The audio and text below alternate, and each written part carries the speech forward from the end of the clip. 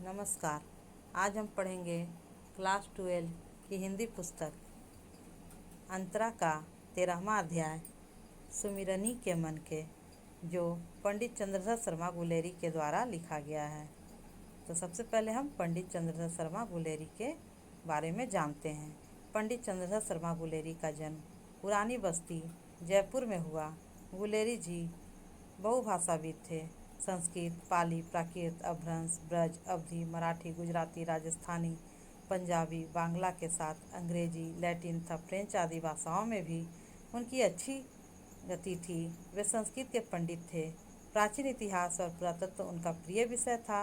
उनकी गहरी रुचि भाषा विज्ञान में थी। गुलेरी जी की सृजनशीलता के 4 मुख्य पड़ाव हैं। समालोचक 1903 से 1906 ईस्वी, मर्यादा 1911 से 12, प्रतिभा 1918 से 20 और नागरिक प्रचारणी पत्रिका 1920 से 22। इन पत्रिकाओं में गुलेरी जी का रचनाकार व्यक्तित्व बहुविध उभर कर सामने आया है।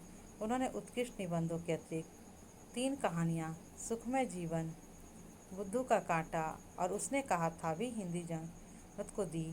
सिर्फ उसने कहा था कहानी तो गुलेरी जी का पर्याय ही बन चुका है।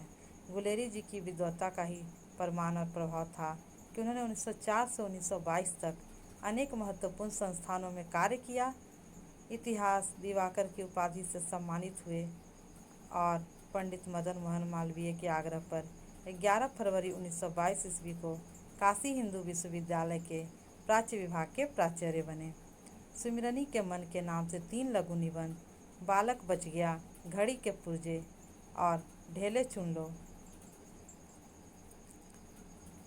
हम पढ़ेंगे। बालक बच गया निबंध का मूल प्रतिपाद्य है शिक्षा ग्रहण की सही उम्र। लेखक मानता है कि हमें व्यक्ति के मानस के विकास के लिए शिक्षा को प्रस्तुत करना चाहिए। शिक्षा के लिए मनुष्य के नहीं, हमारा लक्ष्य है मनुष्य और मनुष्यता को बचाए रखना। मनुष्य बचा रहेगा तो वह समय आने पर शिक्षित किया जा सकेगा। लेखक ने अपने समय की शिक्षा प्रणाली और शिक्षकों की मानसिकता को प्रकट करने के लिए अपने जीवन के अनुभव को हमारे सामने अत्यंत व्यवहारिक रूप में रखा है।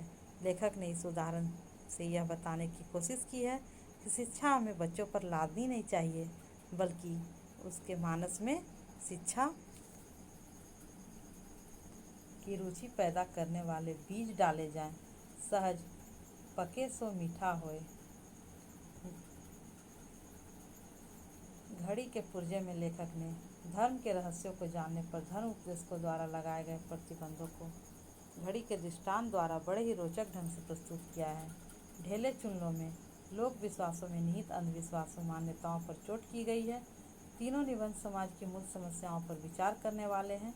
इनकी भाषा शैली सरल बोलचाल की होते हुए भी गंभीर ढंग से विषय प्रवर्तन करने वाला है। अब हम भाग 2 में पढ़ेंगे बालक बच गया।